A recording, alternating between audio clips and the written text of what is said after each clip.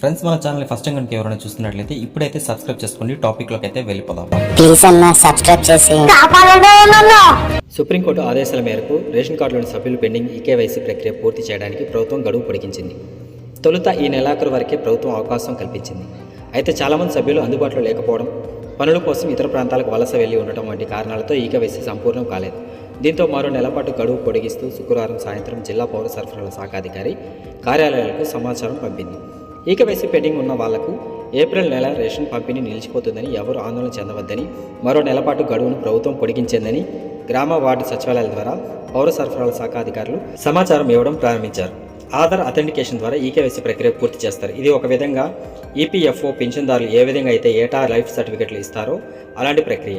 ఎప్పటి నుంచో గుంటూరు, పల్నాడు, బాపట్ల జిల్లాలో సుమారు 4 లక్షల మంది సభ్యులు ఈకేవైసీ పెండింగ్లో ఉన్నది.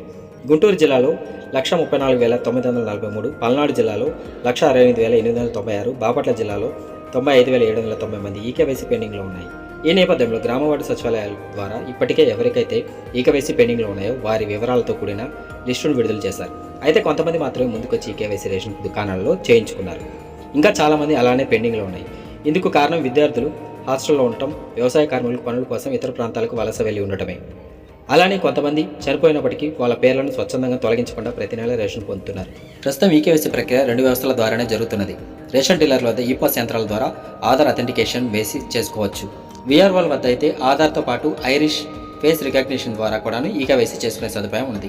ఈ సదుపాయాన్ని ఎండియూ ఆపరేటర్లు కూడా కల్పించాల్సిందిగా స్థానిక అధికారులు ప్రభుత్వానికి నివేదించారు. దీనివలన రేషన్ పంపిణీకి ఎండియూ వెళ్ళినప్పుడు సరుకులు తీసుకోవడానికి వచ్చే వారి కుటుంబాల్లో ఎవరి ఈకేవైసీ పెండింగ్లో ఉందో వాళ్ళు చెబుతారు. దాంతో అక్కడే ఈకేవైసీ ప్రక్రియ పూర్తి అవుతుందని గుంటూరు జిల్లా పౌర సరఫరాల అధికారి కోమలి పద్మ తెలిపారు. అధికారికంగా ప్రభుత్వం నుంచి ఆమోదం రాగానే ఆ వివరాలు తెలియజేస్తా ఉన్నారు. సో ఇది ఫ్రెండ్స్, ఈకేవైసీకి సంబంధించినటువంటి లేటెస్ట్ న్యూస్. సో ఎవరైతే కూడా రేషన్ అయితే కట్ అవుతుందని అయితే ఆందోళన చెందాల్సినటువంటి అవసరం అయితే లేదు. ఈ నెలాఖరు అంటే ఏప్రిల్ 30 తేదీ వరకు అయితే గడువును అయితే పొడిగించడం జరిగింది. ఇంకా ఎవరైనా రేషన్ కార్డుకి సంబంధించి ఈకేవైసీ చేసుకోకుండా వెంటనే అయితే మీ యొక్క స్టోర్స్కి అయితే దగ్గరికి వెళ్తే మీ నేమ్స్ ఉన్నాయి లేదా అక్కడ చెక్ చేసుకొని మీరైతే కేవైసీ అయితే చేసుకోవచ్చు. అంతవరకు అయితే మన ఛానల్ అయితే సబ్స్క్రైబ్ చేసుకోండి. Until bye friends.